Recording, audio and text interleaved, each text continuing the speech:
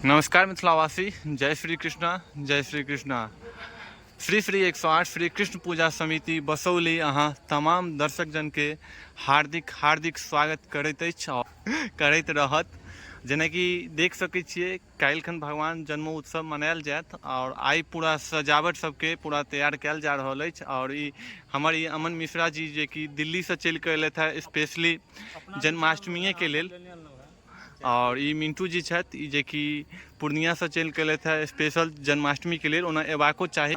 और बता दीजिए कि अहाँ सबके काल्हिखन भगवानक जन्म उत्सव मनायल जायत और ओहिमे अहाँ सब जतऽसँ हमर वीडियो अहाँ सब देखै छी तऽ अहाँ सब जरूर आबी आ भगवानक जन्म उत्सव में आबि कऽ पुण्य के जरूर भागी बनी। और देख सकै छी अखन के डेकोरेशन पूरा भऽ रहल अछि, अखन पूरा भेबो नहि केलैए, अखन पूरा काज चलि रहल छै। बौआ सब सेहो आयल छथिन, अपन देख रहल छथिन और बता सकै छी अहाँ सब कि केहन लागैए। और काल्हिखन ओना पूरा फिनिशिंग हेतै आ पूरा मार्केट सब सेहो सजि रहल छै। पूरा जतेक दुकानदार सब छथिन सबटा सब अपन अपन दुकान लगा रहल छथिन और साउंड ऑपरेटर सब अपन अपन सिस्टम पूरा ठीक कऽ रहल छै जे कि मधुबनी से चलि कऽ एलथि है।